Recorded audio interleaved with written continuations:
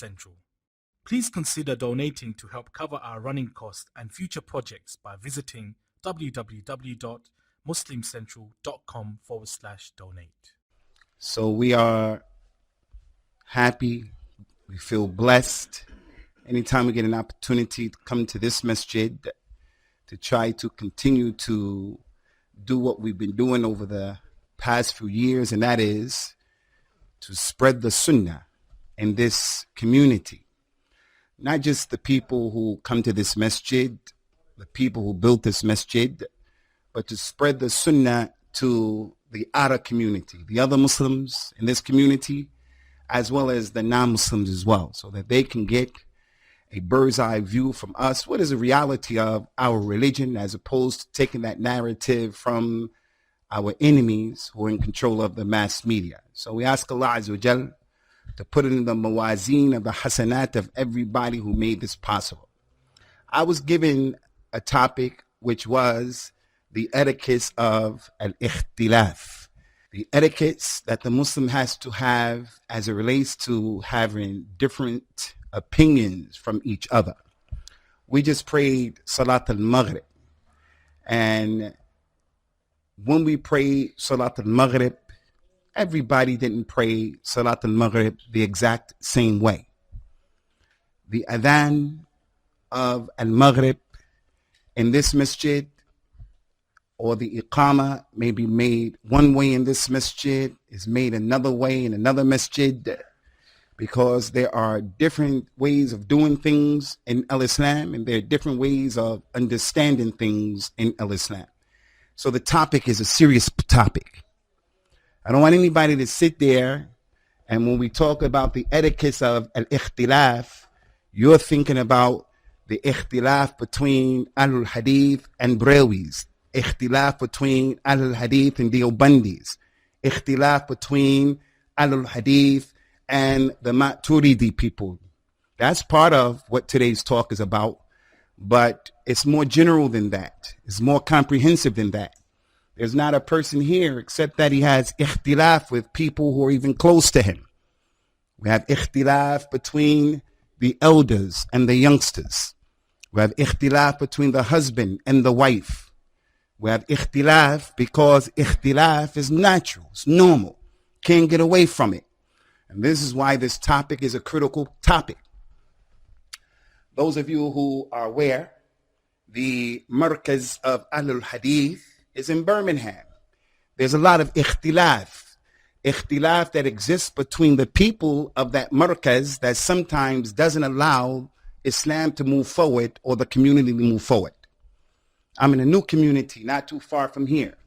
When I took the reins of that community, there was a lot of ikhtilaf. There still is a lot of ikhtilaf. Ikhtilaf that is so bad that it leaves a Muslim stuck on stupid. We have some serious challenges and issues in this country as Muslims. Serious challenges and issues. With the challenges that we have, our children staying on the deen. The policies that the government is trying to pass to shut down Islam. Not 10 years, 15 years, 20 years, 5 years from now, wallahu a'lam, Islam as we know it is going to continue to change if we don't do something about dealing with these tahaddiyat. Okay? So my point here is the ikhtilaf exists between the Muslims in a way that the family can't move on. It will cause the quality of a person's life to be affected adversely because the people involved in the ikhtilaf, they don't know about the etiquettes of an ikhtilaf. They didn't get an understanding about an ikhtilaf. And as a result of that, I have nothing to do with the drama, the beef, the static that exists between my mother and my aunt. I have nothing to do with that. But I'm born into it and I inherit it. But because I'm ignorant of my religion, what Allah said, what the Prophet said, sallallahu alaihi wasallam, I'm ignorant. So what I do is I become part of the problem and the circle of the ikhtilaf, it gets bigger. So today's talk, Ikhwani, is a really important talk. This masjid right here, it's going to be ikhtilaf. Do you people stay stuck on stupid to the point where the dawah is prevented from moving forward because you don't know how to have ikhtilaf. And this is why we say to the Muslims over and over, and we say to this community, we have to take the Quran and the Sunnah. No doubt about that. But it's not enough for you to say that. The companions of the Prophet, Radwanullahi alayhim ajma'een, they are an integral part of this religion. They're not nice stories of people who made a lot of sacrifices. That's part of what they are and who they are. But the companions are a rams of the deen. They're a symbol of the deen. There's no salat, no zakat, no sawm, no hajj. There's no Islam without those companions, radiyallahu anhum. So don't look at the companions as, mashallah, the companions, nice stories. No, they're more than that. They're more than that. You have to understand and take this Quran the way they understood it and the way they took it. The Sunnah, the way they took it and the way they understood it. And they are hujjah on us. They are hujjah, a dalil against us. How? Why? Many ways. The companions, radiyallahu anhum, just like us, they had a lot of ikhtilaf. Their ikhtilaf before al-Islam was ashadd than ours. They had some serious things that kept them apart, the Arabs. So the religion of al-Islam came and it ordered us to do a lot of things and prohibited us from doing a lot of other things in order to take care of this issue of being united. But not united, just some kalimat, farigha. Al-ittihad, al-ittihad, unity, unity. Nope, we're not here calling to that. Just as we're not here calling to al-khilafa, al-khilafa, al-khilafa. Hey, you establish the khilaf in your house. Me, I have to establish the khilafah in my house. I'm the amirul mu'mineen in my house. And I'm in charge of my wives and I'm in charge of my children. Let me be fair and just and upright. And then if I establish in my house and you in your house and you in your house, Allah wallahi, thumma billahi, thumma tallahi, He's going to establish it in the earth. So it's just kalam farigh when people get before the mic and they start screaming, al-khilafa, al-khilafa. Establish the khilaf in your house, everybody here. So we don't want these empty slogans. Al-jihad, al-jihad. Al-jihad is important. The khilaf is important. Unity is important. But all three of them, they have their correct understanding. They have their correct understanding. So what we want to do here today, inshallah, is shed some light on this serious, massive issue. We'll begin by saying, ikhwani, as it relates to the issue of unity, which is the opposite of al-ikhtilaf and al-tafarruq, having these differences that split us up. Being people who are together on the same understanding is one of those really critical messages of al-Islam. No one should allow himself to be the reason why Muslims are having ikhtilaf. You don't want to be that person. You'll find the individual, mashallah, it's the days of al-Muharram, he's going to fast Ashura, and he's going to fast the 9th of Ashura. And there was no problem for him because he always fasts Mondays and Thursdays. He's going to do that. He makes the adhan. He sits in the first row. He makes jihad to do good things in Islam. But although he's doing those things that are the sunnah, you'll find him a big problem when it comes to, he's one of the reasons why the community is divided. Not realizing it's wajib to be united. And it's haram to have ikhtilaf and tafarruq where we split up. It's one of the big sins in al-Islam. So we have the companions of the Prophet ﷺ showing us practically how we can unite. So a number of ayat. Allah Ta'ala mentioned in the Quran, إِنَّ الَّذِينَ فَرَّقُوا دِينَهُمْ وَكَانُوا شِيَعًا لَسْتَ مِنْهُمْ فِي شَيْءٍ.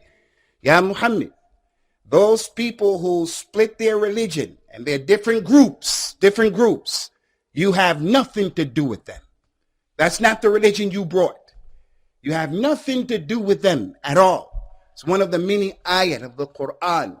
وَلَا تَكُونُوا مِنَ الَّذِينَ فَرَّقُوا دِينَهُمْ وَكَانُوا شِيَعًا كُلُّ حِزْبٍ بِمَا لَدَيْهِمْ فَرِحُونَ. This ayat of the Quran shows our reality. He said, don't be like those people who are the mushrikeen, the religion of the mushrikeen. Don't be of those people who are the mushrikeen. Those people who split their religion up into schisms, each group is happy with what it has.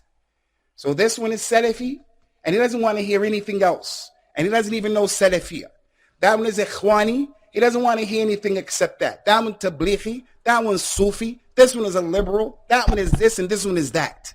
And the Prophet brought one book, sallallahu alaihi wasallam, one sunnah, one qibla, and above all of that, one ilah, al-khaliq.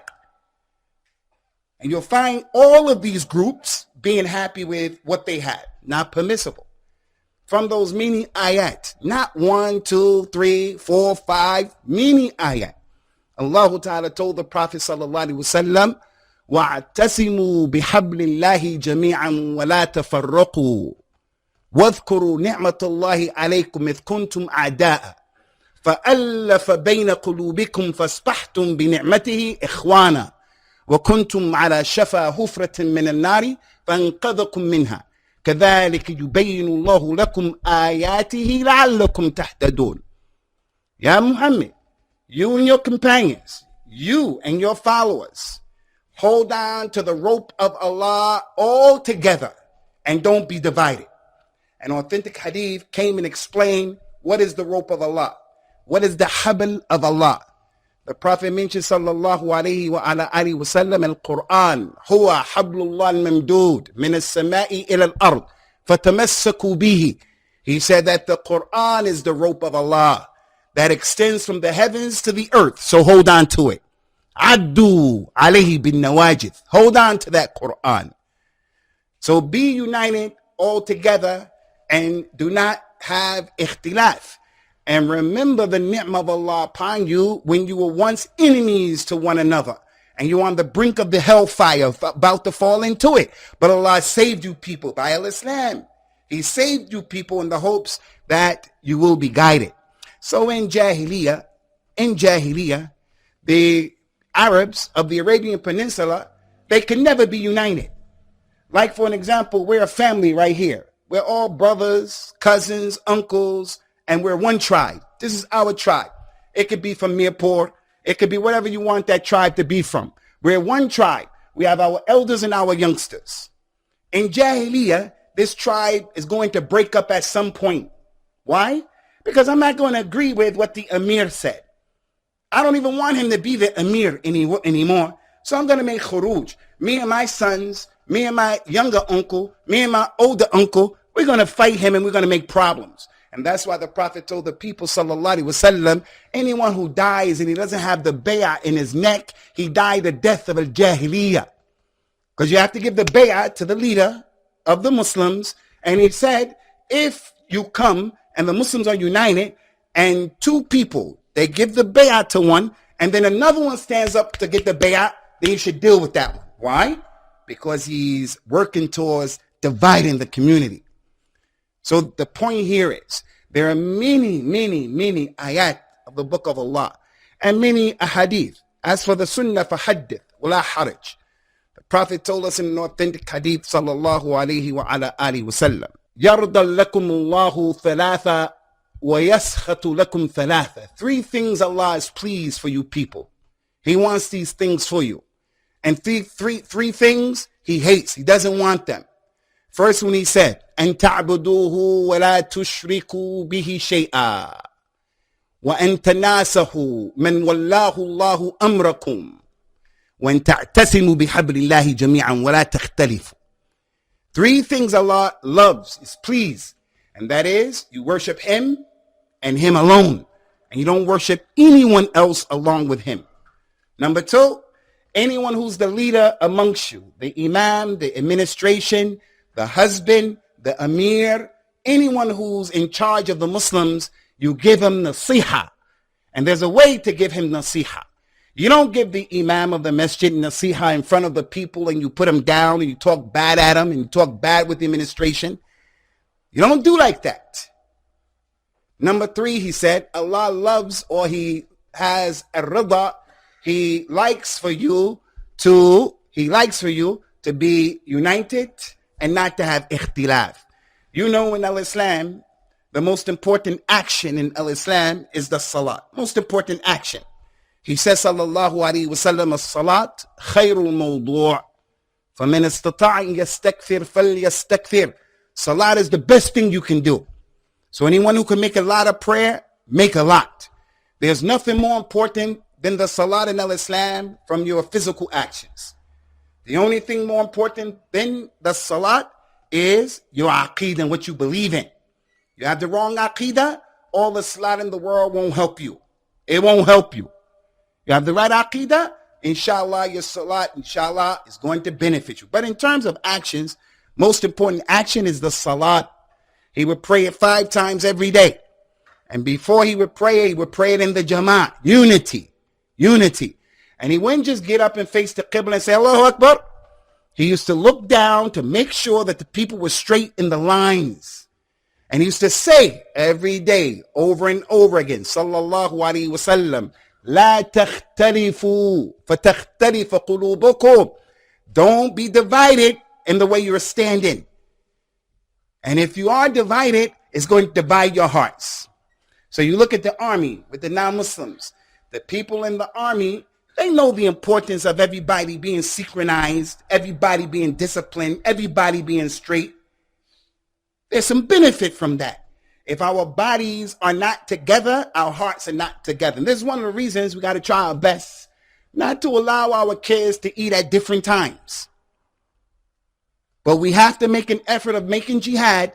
We want our bodies together. Ash-shahid min al-kalam. The Prophet will say, sallallahu alayhi wa sallam, every day, la takhtarifu. Don't have this ikhtilaf. You're not even talking in the salah. Don't have ikhtilaf in your bodies. You have to be tolerant. Today, for Fajr, I'm between him and him. For Dhuhr, I'm between him and him. For Asr, I'm between him and him. And on and on. Every day, I'm like that. So now, with this being the case, I'm going to start to learn my brothers, who they are. They're going to learn me. One of them, the Prophet used to tell the people, don't be tough when you put your feet together. Leenu bayna aydi ikhwanikum. Take it easy and be soft and gentle. But there's one person from the community, you know them rough guys, put his foot all on your foot, got to do the sunnah. One of them kind of guys. Whenever he is on my side, I know. I just got to be patient with this brother. And I got to be patient with that one. And I got to be patient with this one, because when he prays, he's... So my point here is, this is one of the many practical ways of having unity in the religion. Then the madhab comes, and the madhab says, don't stand next to each other. That's what the madhab says. So whether you realize it or not, the madhab is going towards creating ikhtilaf, creating hearts that are a problem. Although the imam who came to that understanding, we're not going to throw him out and say he wanted ikhtilaf. He's a bad imam. And we'll come to those issues of the ijtihad of the ulama. Before moving on, inshallah, akhwani, the Prophet sallallahu alayhi wa sallam brought a religion that put a lot of emphasis on unity and talked bad about ikhtilaf, because there's a price to pay when we have ikhtilaf. This community right here will suffer. You guys are going to suffer. Your religion will suffer as long as you remain stuck on stupid about those issues that, wallahi, they're not all that complicated. I'm not going to understand everything you understand it. You're not going to look at things the way I look at everything. Impossible. If we were to travel from here to Mecca, I'm going to have ikhtilaf with you people in the deen and the dunya. And you're going to have ikhtilaf with me in the deen and the dunya. But we have a religion that answers those issues. We have a religion that shows us how to be. So the ikhtilaf is a problem. The ikhtilaf is a problem. What's the problem? A lot of problems come from it. A lot. They're very serious. Allah Ta'ala mentioned in his book, subhanahu wa ta'ala, or the Prophet says, sallallahu alayhi wa sallam, إِنَّمَا هَلَكَ مَنْ كَانَ قَبْلَكُمْ بِكَثْرَةِ اخْتِلَافِهِمْ عَلَى أَنْبِيَائِهِمْ. Those people who went before you, they were destroyed because of the ikhtilaf that they had against their prophets. Destruction. Destruction. Be destroyed. It's not a joke. No nation before this nation, no nation remained in power as long as they had ikhtilaf. It's going to be a problem. It's going to be a problem. So there's a serious issue. Allah mentioned in the Quran, وَأَطِيعُوا اللَّهَ وَرَسُولَهُ وَلَا تَنَازَعُوا فَتَفْشَلُوا وَتَذْهَبَ رِيحُكُمْ. Obey Allah and obey His Messenger, sallallahu alaihi wasallam, and don't have al-munaza'a.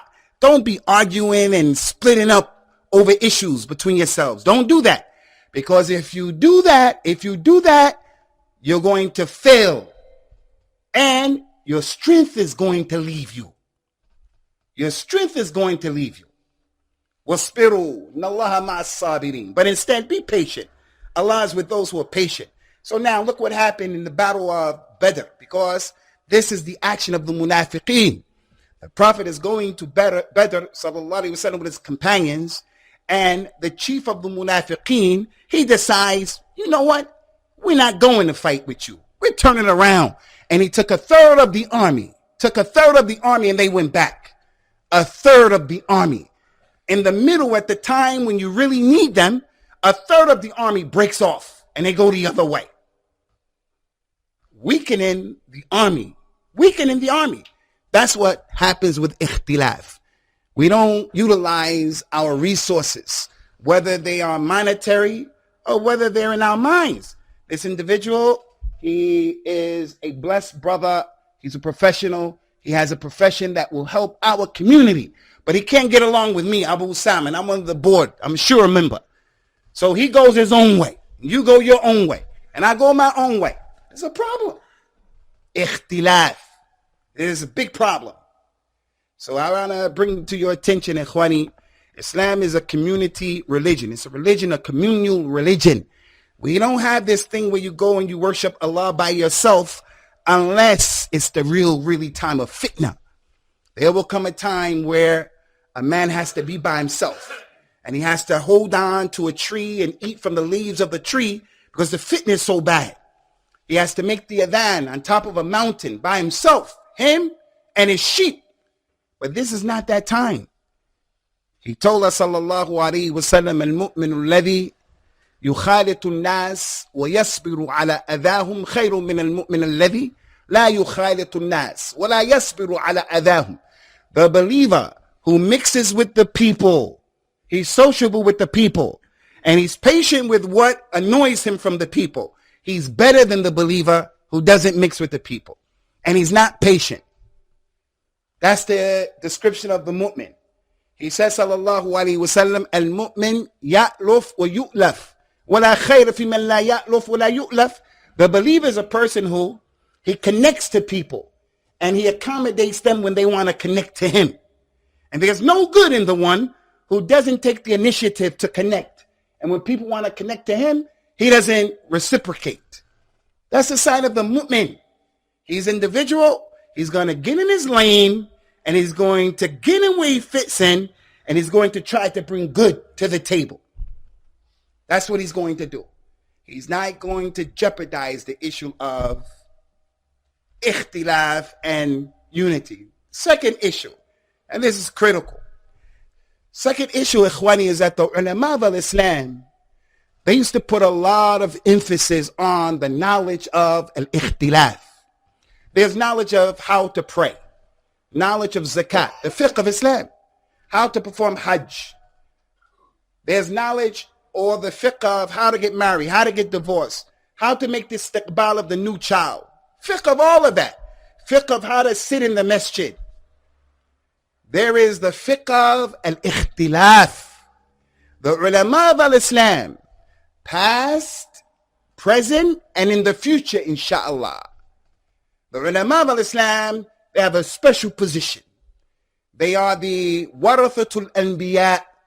They are the ones who inherited from the Anbiya.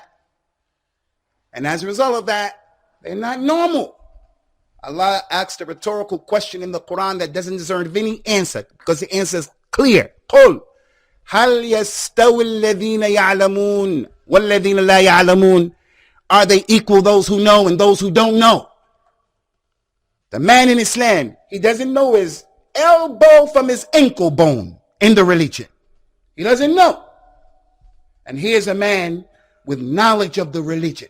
He's sitting on top of a mountain, and when people come to him with his knowledge and his insight, he knows the fitna before it even comes. The people come to him and say, Sheikh, what's your position about this, that? He say, don't do it. Don't do it. He knows what this guy is asking about is going to destroy the whole country. It's going to kill people, the whole country, everybody. But the one who can't see, except in front of his nose, especially from the younger people, the Ruwaybida and the Shabab, those people say, no, Sheikh, he don't know. He's Sheikh, scholar for dollars. The point here is, the ulama of al-Islam, they didn't leave any stone unturned for this ummah. Everything you want to look up, everything you want to research, the scholars of Islam talked about it. Even issues that were not present back then. You're going to find from the kalam and the fiqh of the ulama that which will allow you to make qiyas. You can make istinbat from what they said and what they did for things that were not even present back then, like this mobile phone. Prophet Muhammad sallallahu alaihi wasallam didn't have a mobile phone. You all know that, right? He didn't have anybody doubt that? Anybody here think the Prophet had a mobile phone, 3G or iPhone? Anybody think that? And yet the Quran and the Sunnah showed us the adab of this mobile phone. The adab of the mobile phone and how to deal with the mobile phone. If the people knew the adab of the mobile phone, this fitna with our brother Nu'man Ali Khan, people would know what to do. Just shut up and stop being a part of the problem. Just shut up. This is part of the mushkila with ikhtilaf. Too many people who are talking who shouldn't be talking. And as a result of that, the issue gets more complicated. So the scholars of Islam, they wrote about the importance of ikhtilaf. Some of the greatest scholars. They said that the very first scholar who wrote about al-ikhtilaf was that muhaddith from the Hanabila, al-Imam Abu Abdullah, Muhammad ibn Nasr al-Marwazi. This man, he was the business, nitroglycerin. He wrote a book, he called his book, Fiqh al-Ikhtilaf. After him, all of the scholars came and they named their book this as well. All of them, or many of them. Al-Imam Muhammad ibn Jarir al-Tabari, same book. Tremendous Imam in al-Islam. Ibn al-Mundhir, the sahib of the book, Kitab al-Targhib al-Tarhib. All of them used to write this, even before them. Al-Imam Malik in his book al-Muwatta. That book of al-Muwatta is a book that contains for us the statements and the positions of the companions that had ikhtilaf, of the tabi'een that had ikhtilaf. Why am I mentioning this to you? I'm mentioning this to you, Ikhwani, number one, to let you know, number one, that the scholars of Islam didn't leave us to be by ourselves to figure stuff out. And when I say the scholars of Islam, that doesn't mean that a scholar is ma'soom. When someone says, where's the dalil? You say, Sheikh Rabi said. That ain't a dalil. The dalil is what Allah said, what his messenger said, what the companions said and did. Ridwanullah alayhim. The haqq is what Allah said, what his messenger said, and what the companions said and did. Don't be of those people. What's the proof of that? What's the proof of that? Al-Imam Abu Hanifa said, that's not a dalil. Ala kullin. We want you to know, number one, the scholars. If you find, Abdul Samir, brand spanking new Muslim, if you find someone in the community talking bad about the ulama, then you run away from that person the way you run away from a lion. I know some of you are very inquisitive, and if a real lion came in, some of you will say, wow, look at his lihya. Wow. And he says, I think I can touch him. A lion bite your head off. You run away from that person the way you run away from a lion. You're going to be like me. You're not going to try to wait to see if the lion is going to cool out, not cool out. I'm going out the window as soon as he come in the door. That's how you have to be with the one who talks bad about the ulama of Islam. And it's usually from these groups that are political, the Jama'at as-Siyasiyah. They're the ones. They got to put the scholars down so that they could put themselves up. When the scholars are out of the equation, now the thing is easy for them to do what they want to do. Second reason why I'm bringing you this is the importance of the issue of knowing the etiquettes of ikhtilaf and knowing what the scholars had ikhtilaf in. They said to Abdullah bin Mas'ud about a man who was teaching. He asked, does the man have knowledge of the ikhtilaf between the people? They said, no. He said he is destroyed and he's going to destroy other people. If you have some knowledge about, well, this issue that has ikhtilaf in, there's ikhtilaf. All right, he's doing this particular thing like the mawlid of the Prophet sallallahu alaihi wasallam as an example. This is an example. I don't believe that the mawlid is permissible. I think it's an innovation. Personally, I believe it's an innovation. And I'm with those scholars who said it's an innovation. But I also know that Al-Imam al-Suyuti, Al-Imam ibn Hajar, Al-Imam al-Nawawi, and other scholars said it was something that was okay. The dalil is not An-Nawawi said, Abu Hanifa said, Abu Bakr said. The dalil, Allah said, his prophet said, the companions collectively said something. Ridwanullahi alayhim ajma'in. Now when I know, although I believe the mawlid is not right, but how am I going to call this brother, you a deviant because you're doing the mawlid? You believe in the mawlid, so you're a deviant, and I won't give you a salams, and you don't love the sunnah. If I say that to him and I looked at him like that, what am I going to do with those imams who took his position? Doesn't mean that position is correct. Doesn't mean that I'm saying it's correct. But if you're going to give him this ruling and you won't give it those imams, well, where's the fairness in that? Where's the justice in that? So when the person knows the ikhtilaf, he'll know how to deal with the people based upon the ikhtilaf that exists. Not going to make a big deal. Goes into a masjid where they don't say Ameen after the imam reads Surah Al-Fatiha. They don't say it in that masjid. Okay, I know where they're coming from. So I'm not going to go in that masjid and make trouble because I know the issue. So that's the second point that we wanted to mention. Third point, Ikhwani, concerning this issue of ikhtilaf, before we even get into the adab, the different etiquettes of ikhtilaf, we wanted to share this introduction with you. The third point in my introduction. First one, the religion called for unity. And it said, ikhtilaf is a mushkila. And there's a price to pay. Number two, the scholars of Al-Islam, they talked about this issue. And the real person who's worthy, he's worth his weight. He knows, he has some knowledge about what the ulama of Islam had ikhtilaf in. He's a nice speaker. He gives a nice khutbah, and that's his lane. وَلِكُلٍّ وِجْهَةٌ هُوَ مُوَلِّيهَا فَاسْتَبِقُوا الْخَيْرَاتِ. That's his lane. No problem. يُمْدَحْ عَلَى هَذَا. But he's not a mufti. Know the difference between the guy who gives a nice talk and the guy, the sheikh, who you're going to bring your issues to. Sheikh, I want to get a house, and the house is with a mortgage. The mortgage, I have an opportunity to get it from the Islamic bank or to get it from the regular bank. What do you think I should do, Sheikh? Don't go to any ordinary Amr, Bakr, and Zayd from people to ask those kind of questions. Don't go to regular people. Those issues about your life, those issues about marriage, divorce, blood, private parts, your money, you go to people who know this religion. This is one of the big problems we have. Everybody who can say something in front of a mic, we put him there and he's talking, especially here in this country. And our shabab are being sent astray.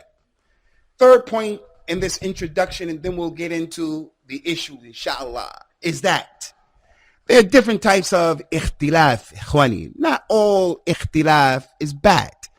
There is the ikhtilaf alladhi amlahu al-haq. The ikhtilaf came as a result of the truth. It's not bad. And then there's the ikhtilaf that came as a result of desires. That's the ikhtilaf that's a problem.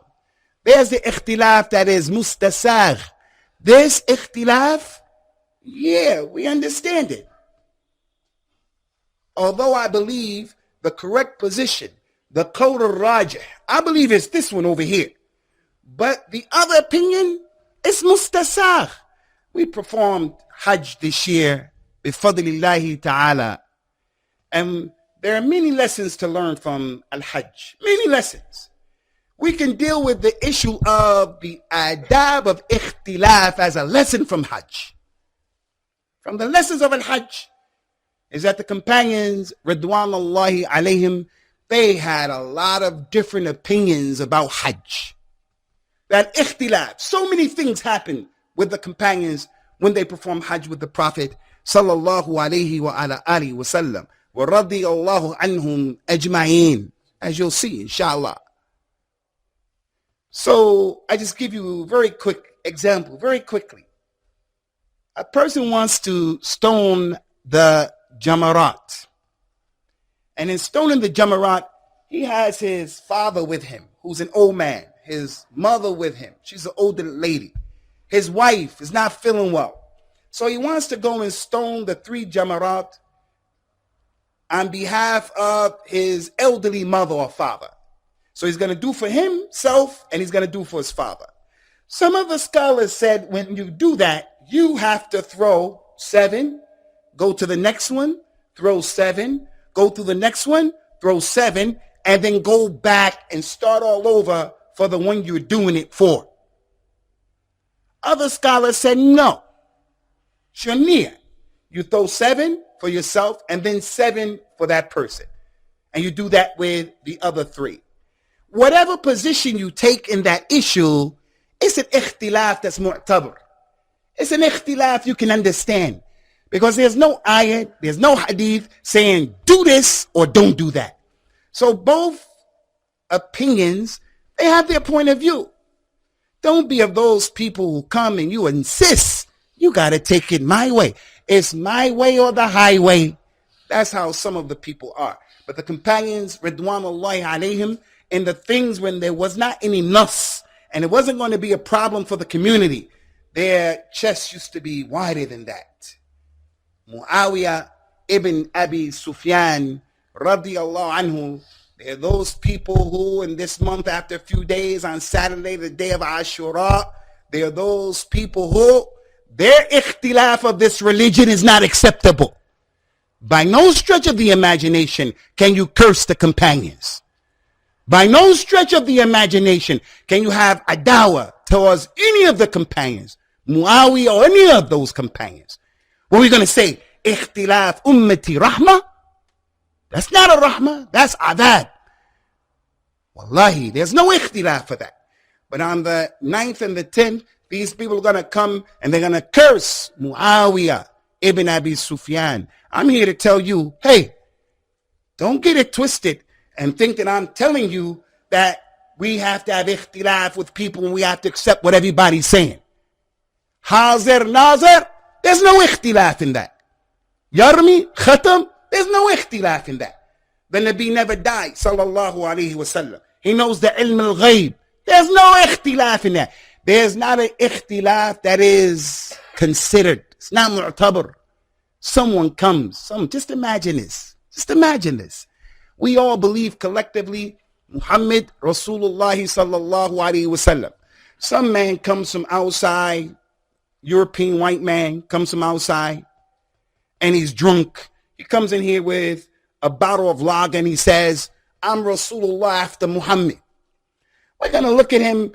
No one here is going to say, okay, this is issue of ikhtilaf. We're going to look at this guy and say, hey, we have to go and help him to find his mind. He lost his mind somewhere. Let's go help him to find his mind. So the point here is, I'm not here telling you every ikhtilaf is considered. There are different types of ikhtilaf. The end result comes like that for certain reasons, and the beginning of the ikhtilaf for certain reasons. Again, with experience, with knowledge, a person begins as he gets older especially, he becomes more tolerant. But when he's young, and he's newly practicing, it becomes a problem.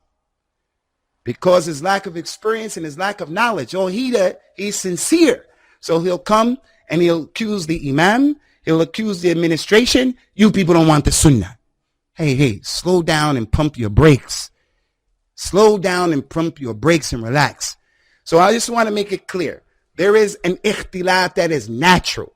The one that comes as a result of being the fitrah of Allah. The fitrah. No two people are going to think the same and understand everything the same. It's not going to happen. Allah Ta'ala mentioned in the Quran in Surah Hud. He said in the Quran subhanahu wa ta'ala, وَلَوْ شَاءَ رَبُّكَ لَجَعَلَ النَّاسَ أُمَّةً وَاحِدًا وَلَا يَزَالُونَ مُخْتَلِفِينَ إِلَّا مَنْ رَحِمَ رَبُّكَ وَلِذَلِكَ خَلَقَهُمْ. Listen to this ayah. Had your Lord wanted, Ya Muhammad, if your Lord wanted, he could have made all of the people one ummah. Everybody is on Islam. Everybody is on Tawheed.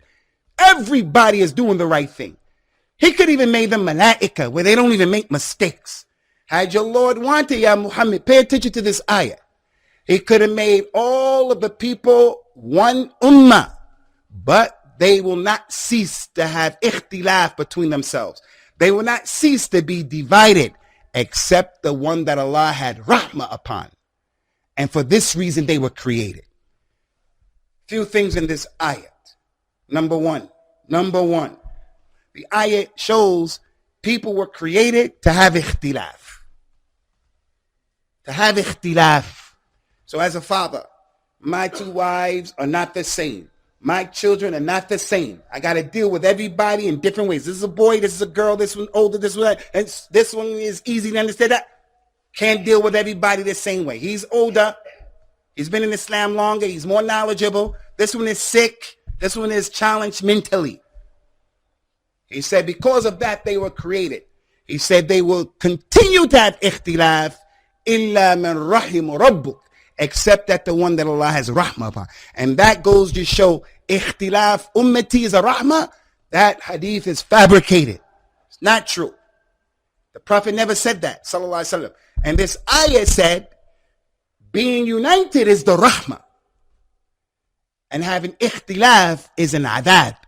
The ikhtilaf becomes a rahmah. It could be a rahmah in that the religion allowed you to do things certain ways in different ways. Everyone knows how you can make the hajj of a tamattu, or you can make the hajj of al-iqran, or you can make the hajj of al-ifrad. That's a rahmah that you have a choice. You have a choice. You want to pray your sunnah prayers like the Hanafis do after Salat al-Isha. Some of them stay on their knees and they do those 2 rakat. You want to stay on your knees? Stay on your knees and pray those 2 rakats. You want to stand up and pray? Stand up and pray those 2 rakats. It's a rahmah because you have a choice. As for you say what you want to say, I say what I want to say, you think what you want. No, this is adab. And the Arab Spring is a clear indication that ikhtilaf is adab. Ikhtilaf is adab.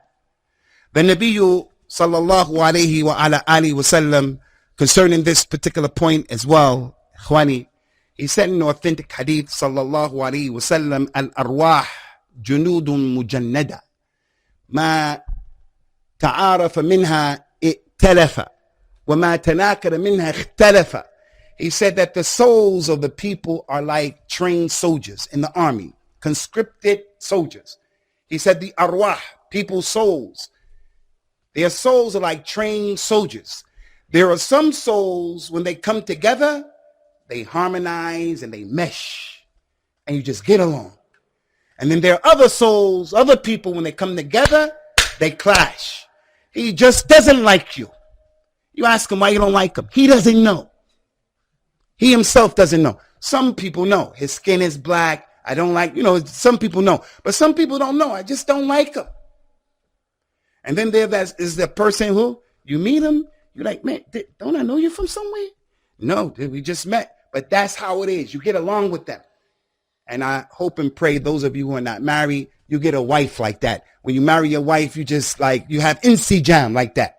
You have insijam. It's like when the lights go off, we all go to put our shoes on. We don't see the shoe. You put the shoe down, you put your foot in. You say, this is not my shoe. This is not my shoe. It may be too small, too big. It may be my size, but it's not my shoe. Whereas in the darkness, the person puts his foot in his shoe. He says, this is my shoe. Some people are like that. Very easy to get along with. I mean, even when they start talking, you kind of know what they're about to say already. You could finish the sentence because they're easy.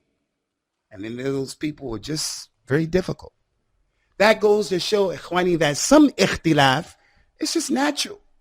And that's why we have, pay attention. I need you to understand this point. That's why we have some of the best people having ikhtilaf.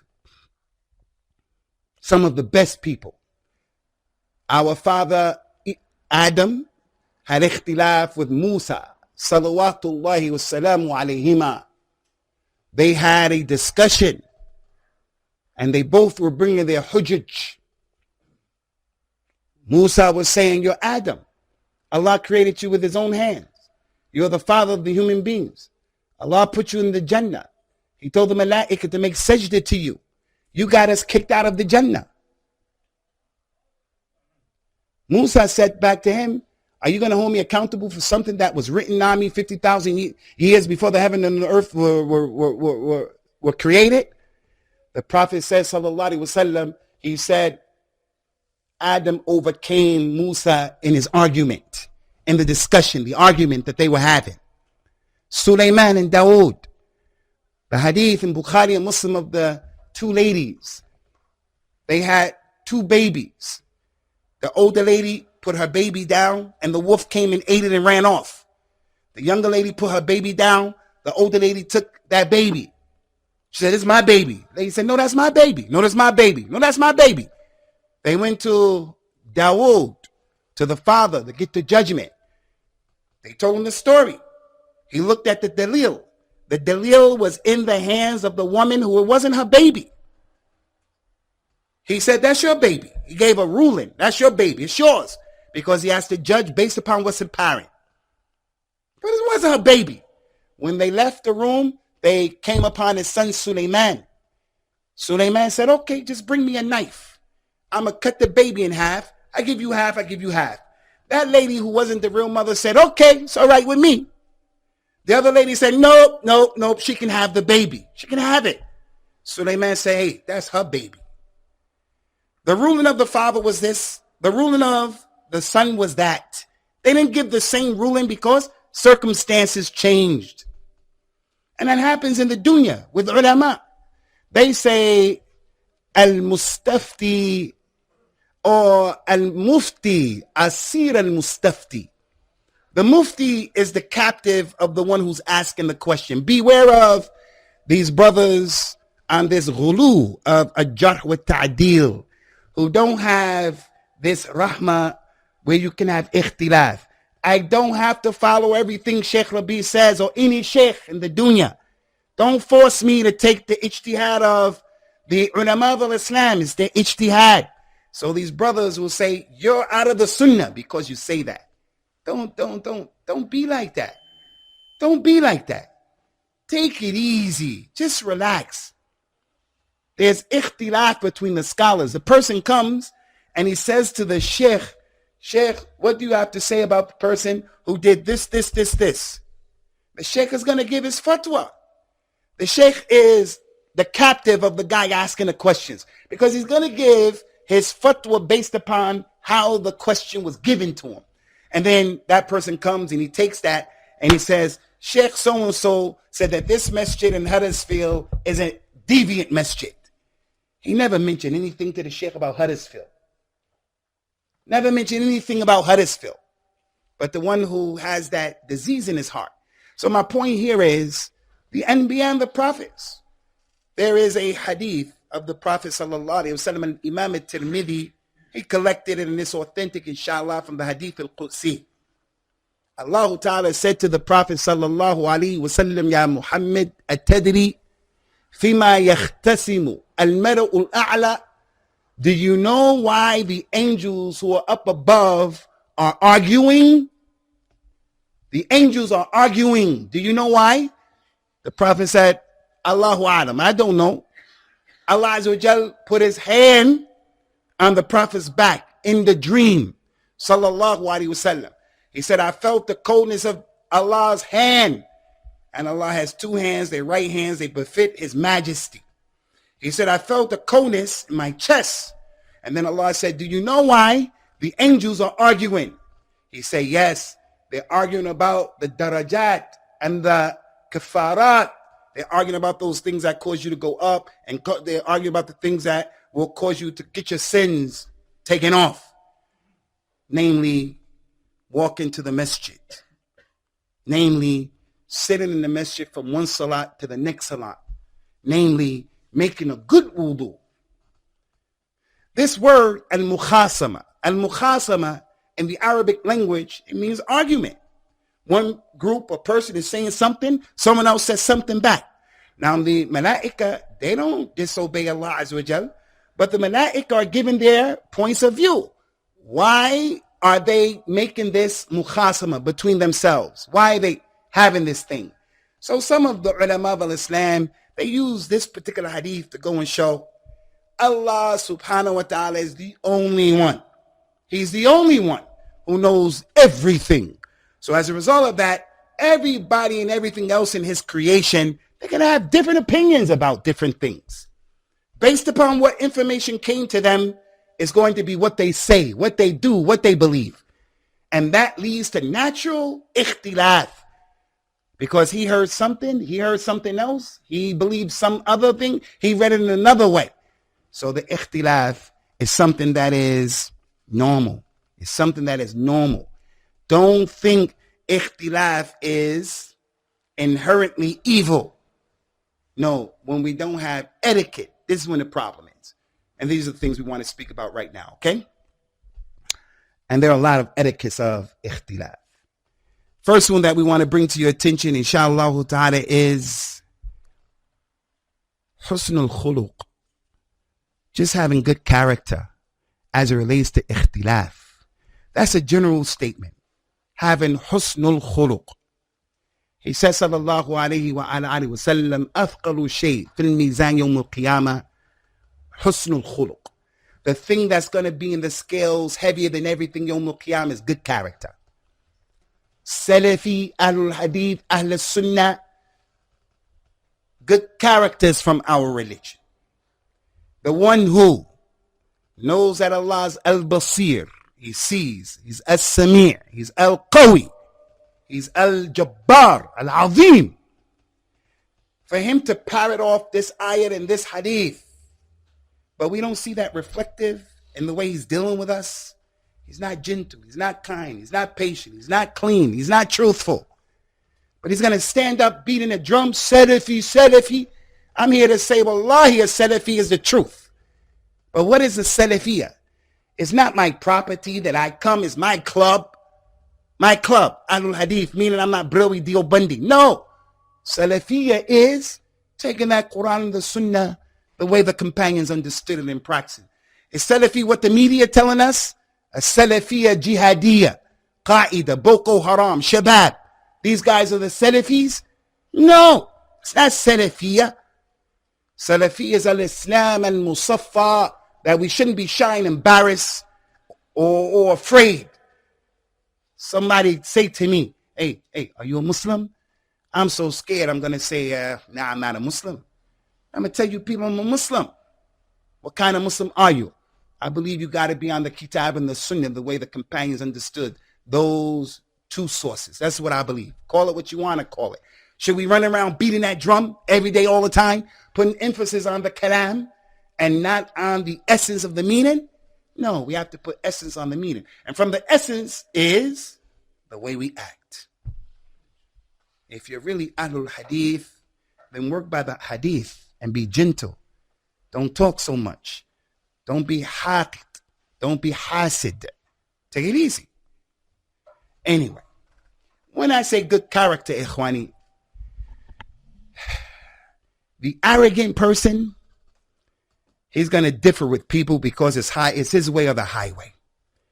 The one who thinks I'm always right and everybody else is wrong. That's going to lead to more ikhtilaf. Good character. Love for your brother what you love for yourself. Have husna dhan. Do you think he hates the sunnah? You think he took that position because he's just a bad guy, hate the sunnah, he want to be a troublemaker? He took that position because that's what he believes.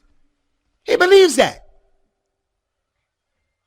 Another thing from the husn al-khuluq is, in al-Islam, what is big, we make big.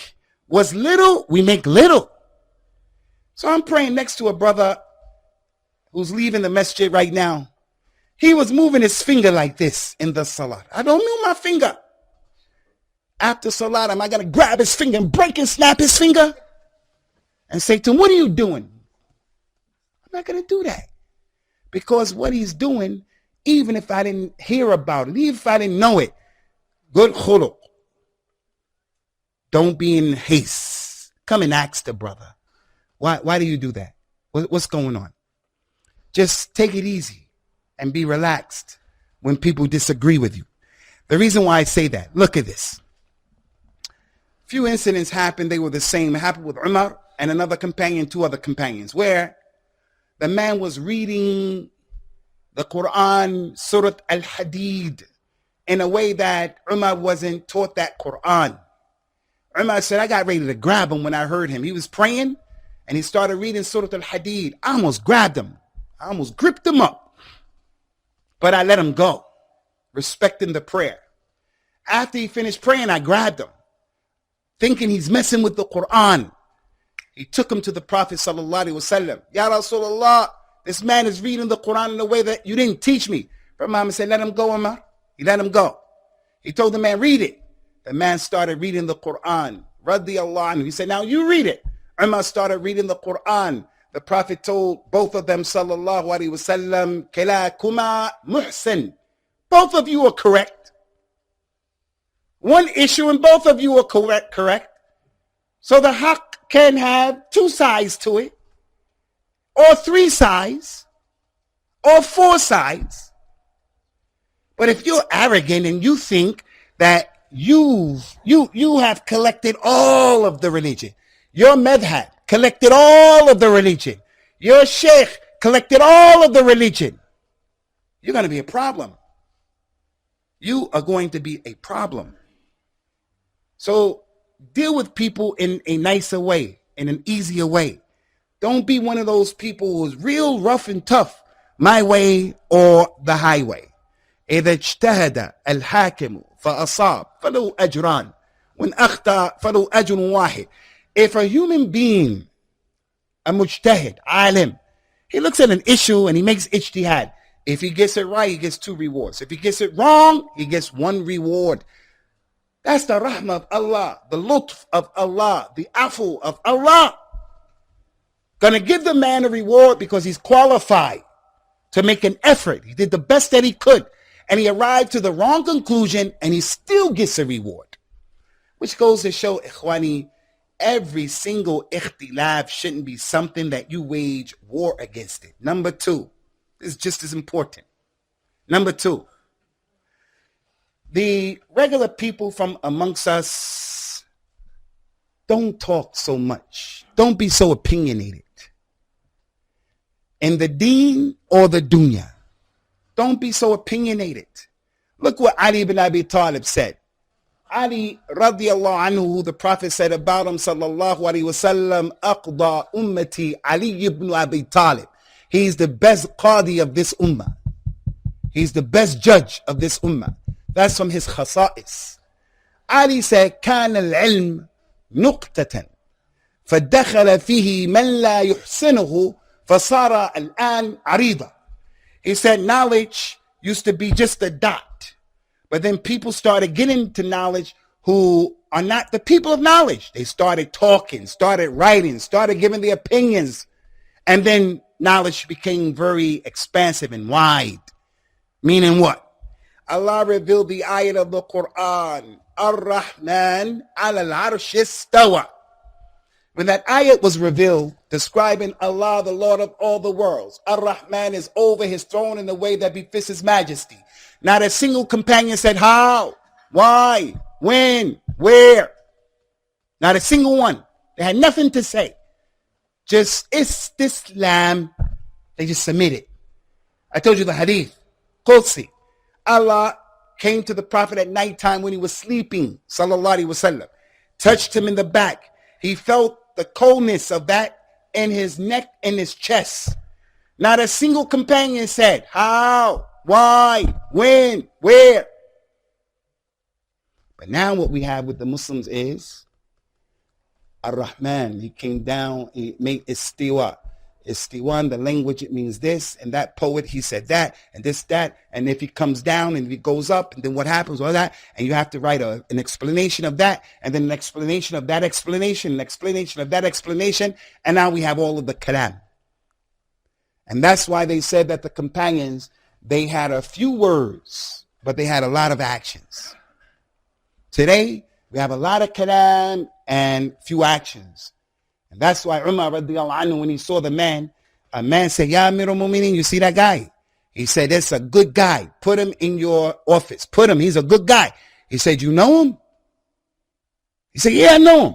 He said, you travel with him. You sleep with him. You do business with him. Did you eat with him? He said, no. He said, you don't know him. Maybe you just saw him going up and down in the masjid and you think he's good. Now, if we see him in the masjid going up and down, we have husn al-dhann. But does that mean you loan him money? You don't know him yet. No, you have to get to know that brother. So those people back then, not a lot of kalam, but a lot of actions.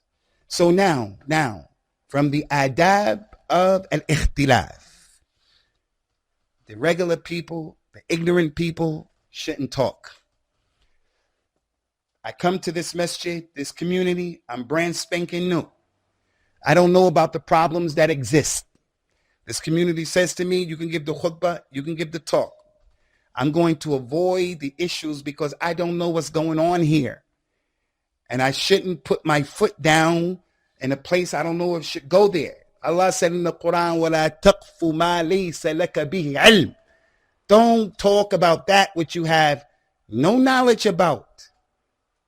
That's the way of the munafiqeen, especially as it relates to the community. Allah Ta'ala mentioned those munafiqeen, وَإِذَا جَاءَ أَمْرٌ مِّنَ الْخَوْفِ مِنَ الْأَمْنِ أَوْ الْخَوْفِ أَذَاعُوا بِهِ وَلَرَدُّوهُ إِلَى الرَّسُولِ وَإِلَى أُولِي الْأَمْرِ مِنْهُمْ لَعَلِمُهُ الَّذِينَ يَسْتَنبِطُونَهُ مِنْهُمْ وَلَوْلَا فَضْلُ اللَّهِ عَلَيْكُمْ وَرَحْمَتُهُ لَاتَّبَعْتُمُ الشَّيْطَانَ إِلَّا قَلِيلًا. The munafiqeen, if something happens to the community in the way of public safety or public fear, the munafiqeen are the ones who talk about it. Everybody, they got something to say. Everybody got their opinion. Allah said, if those munafiqeen, ignorant people, if they just would have referred that issue back to the messenger, sallallahu alaihi wasallam, and those who have knowledge, then they would have put the best construction on the situation. And if it wasn't for the rahmah of Allah upon you, you would have followed shaitan, most of you, except a few of you. So this is in the deen. I don't know much about the deen. Why am I giving my opinion? Why am I debating? I don't know much about the deen. The dunya is the same way. That's not my forte. That's not my takhassus. These are not my people. Listen, ikhwani, in this country as well as in Somalia, in Europe. I travel to Europe quite a bit, and I deal with Somali communities. In the Somali communities, because I'm not Somali, there are things that I dare not touch on from the problems that they've had over the years. Because I'm not the man for that job. It's too sensitive. You got to let their ulama talk about that. Their shayukh talk about that. And I'm talking about the dunya. It's not for me to talk about what's going on with the problems of the administration because I don't know. And by giving my opinion, and I don't know all of the angles, I'm just going to make more problems. Let the people handling the situation handle it. That's why I said about our brother that you people have heard about. Don't pass that stuff out to the next guy. Don't pass it out. because you wouldn't want that to happen to you. And we are people who are people of proofs, not people of the way the newspapers are, the Sun magazine. So the issue here is, from the etiquettes of al-ikhtilaf, is for a person to just keep his mouth shut and not to talk about things. Another very important issue. From the etiquettes of ikhtilaf, mura'at al-musalih, that you have to take into consideration the harms and the benefits of the thing that is on the table. Listen to this very carefully. Doing the Hajj, doing the Khilaf of Umar, or doing the Hajj, one of the Hajj, doing the Khilaf of Uthman.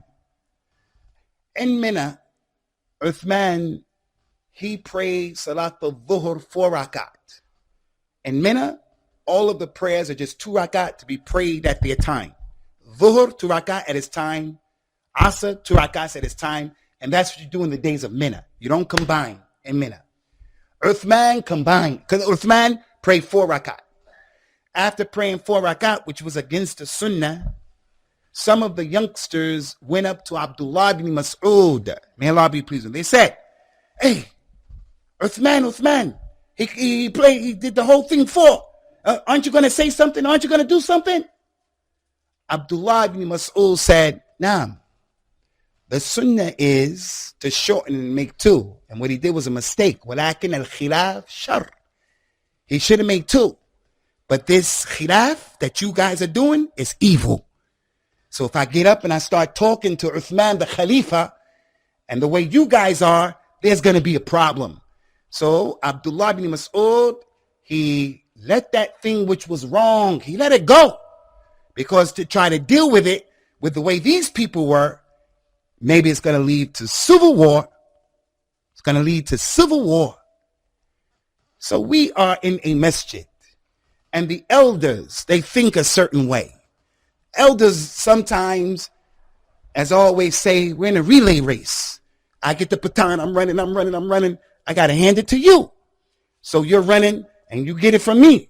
And then that's how we do it. Sometimes when you're running with the elder, and the elder's like this. And he won't do this. He just keep running. You say, "Sheikh, la sab. Although he's tired, he won't pass it off. He has to pass off the baton the same way it was passed off to him by those who preceded him. But I'm coming into the masjid as a youngster. I got to take it easy. I got to relax. I can't clash with the elders. They're the ones who built the masjid. They're the ones who purchased the masjid. We have to keep working in a nice way. We have to be able to weigh the harms, and we have to weigh the benefits. I'm in a masjid. I want to get down on that masjid. As soon as I start saying, "In alhamdulillah," the people are going to say it's Wahhabi. So I don't say it. I don't say Ameen. Because saying Ameen in that message is going to create fitna.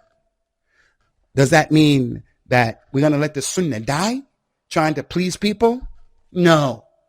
That's what the Prophet did, sallallahu alaihi wasallam, when he left the door of Mecca up. When the kuffar Quraysh didn't want to write Bismillah ar-Rahman ar-Rahim, and he let it go. Because there's a bigger picture.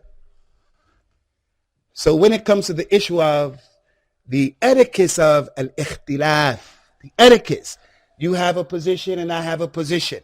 We got to weigh the masalih. Hey, you want to marry a girl and your parents don't want you to marry her. Her hijab, jilbab, gloves, niqab, salat, qira'ah, she's a good girl on the sunnah and she's beautiful. But your mother and your father are not with the program. Why? Racism. Or whatever reason. They don't want to marry from that tribe, from that family. You have to weigh the harms and the benefits. How in the world is the girl going to run off and marry this guy without her father? Or how are you going to run off and marry them despite your mother and your father? How are you going to do that? You guys have ikhtilaf, different opinions. Wait. What your father is doing is not right.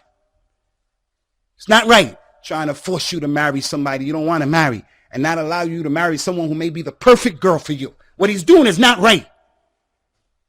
But you're about to create a bigger problem when you marry without their consent and permission and without their support. Again, ikhwani, from the etiquettes of ikhtilaf, and this is one of the most important ones, is we have to refer things back to the kitab and back to the sunnah. The companions, all of them felt that the Prophet ﷺ loved them the most. He felt the Prophet loved them the most. He felt. So they were bragging. He loves me more than you. He said, no, you don't. Wallah, he loved me more. And they were bragging. They said, let's just go to him and let's ask him. So they went to him. They said, who do you love the most? He said, Abu Bakr. They said, but we don't mean that. We mean from the women. He said, Aisha. He said, no, they said, that's your wife. We mean from the men. He said, her father, Abu Bakr. So they didn't sit there fighting and arguing with each other. No, he loves me the most. No, he loves me. No, he loves me. And then we get into a fight. Go back to the kitab and the sunnah. وَإِن تَنَازَعْتُمْ فِي شَيْءٍ فَرُدُّوهُ إِلَى اللَّهِ وَالرَّسُولِ إِن كُنتُمْ تُؤْمِنُونَ بِاللَّهِ وَالْيَوْمِ الْآخِرِ ذَلِكَ خَيْرٌ وَأَحْسَنُ تَأْوِيلًا. If you people have a difference in anything, then refer it back to Allah and His Messenger. That is better and more appropriate for the final determination. Look what happened in Hajj, and I'm almost done here. Abdullah ibn Abbas was making tawaf around the Kaaba with Muawiyah ibn Abi Sufyan. Whenever Muawiyah went around the Kaaba, he would touch each corner and make a tabarruk with each corner. Ibn Abbas looked at him and said, why are you doing that? He said, because the Kaaba is, all of it is hurma, all of it is sacred. He said, but the Prophet ﷺ didn't do that. The Prophet used to touch the Yemeni corner. If he could touch the Yemeni corner, the one before the black stone. If he could touch it, he would touch it. If he couldn't touch it, he wouldn't wave at it, wouldn't do anything. And then when he came to the black stone, if he could touch it, he would touch it. If he couldn't touch it, he would wave to it. Say, Bismillah. He said, Muawiyah, but all of the Kaaba is good. He said, but the Prophet didn't do that. I say it's all good, but that's not the sunnah. When Muawiyah heard that's not the sunnah, radiyallahu anhu, he just said, yeah, you're right. And that's the way the companions were. Abdullah ibn Umar said that Salatul Duha, put your hands up if you heard of Salatul Duha, if you heard of it. Salatul Duha, Salatul Shuruq, Ad-Duha. Everybody, Abdullah ibn Umar says Salatul Duha is an innovation. It's an innovation. Don't do it. Don't do it. But when he heard the dalil, he accepted it. And that's how the companions were. So I want to conclude here, Ikhwani, and we can mention a lot of other things, but time is done on us. Ikhtilaf is normal. It happened with the best of the people. The companions had ikhtilaf in salat, az-zakat, as-sawm, al-hajj. They had ikhtilaf in the tafsir of the Quran, ayat, left, right, and center. They had ikhtilaf. They even had ikhtilaf in the most important issue, and that is the aqidah. Generally speaking, the ikhtilaf that they had in aqidah is small in comparison to the ikhtilaf of fiqh. They had ikhtilaf in a few issues, just a few, not many. Some said the Prophet saw Allah. Some said he didn't see Allah. Some said the Khawarij were kuffar. Some said no, they're Muslims. Some said that Ibn Sayyad is the Dajjal. Some said no, he's not the Dajjal. Some said that getting punished in the grave, the one getting in the grave will be punished by the crying of the one outside. Those companions had ikhtilaf in a few masail. And they're the best of the people. So you think that we're not going to have ikhtilaf? Just have good akhlaq and relax. And I end with a statement of an Imam al-Shafi'i. He said, anytime I have an issue, I believe that I'm right. But I believe that I'm right and you're wrong. But I also know that it's possible that you're right and I'm wrong. But you have to prove that to me. He's not a person who, I'm not going to listen to what anybody says. Anybody. This is my position. I'm saying, no. He said, I believe that I'm right. I believe I'm right. And I believe that you're wrong. But at the same time, I believe that I can be wrong. And that it's possible that you can be right. So already when you come to the discussion table, he's open for a discussion. He's open with that type of mentality. And that's why when it came to ikhtilaf, he used to have those beautiful positions. His book, Kitab al-Umm, his student, Rabi ibn Sulaiman al-Muradi, took that book and showed the ikhtilaf that Imam al-Shafi had with those other scholars from the three madhahib and other than them. And nobody makes a big deal about it except the people who muta'assibun. The muta'assib is my madhab and my madhab is the right one. So ikhwani, in concluding, just relax yourselves, inshallah, and learn the etiquettes of ikhtilaf. Have a chest and a breast that is open, and remember, we're living in a very tough time. This is the worst time for the Muslims, for Bani Adam. This is the tough time where the knowledge of the religion is a little bit. So people are going to make mistakes from our ummah. Where's the rahmah? Ahl Sunnah are the arham nas bil khalq. Ahl Sunnah have the most rahmah on the people because they're the most knowledgeable people of the Khaliq. Allah is gentle. Allah is forgiving. Allah pardons. Allah loves the excuse. You have the Sunnah? Why are you so mean and nasty, man? Why are you so mean and nasty? Brother wouldn't go to his grandmother's janazah because she was a brewi. I said, are you serious? He was serious. Who does that? Your grandmother can't read or write. She can't read. She can't write. She's from the awam, who we ask Allah Ta'ala to have mercy upon her, to put her in Jannah without any adab or hisab. She didn't know what she was doing. So relax and take it easy. Okay, Ikhwani, we're going to stop here and we want to thank the administration, the Imam, for allowing us to give you these words of this important topic. And we ask Allah Ta'ala, Bismihi al-A'zam, to continue to guide you, brothers, inshallah, by your nawasi, and bring you people closer, ever so closer, to the middle path and to the way of those companions, Ridwanullahi alayhim ajma'in. Subhanakallahumma wa bihamdika. وأشهد أن لا إله إلا أنت أستغفرك وأتوب إليك. السلام عليكم ورحمة الله وبركاته.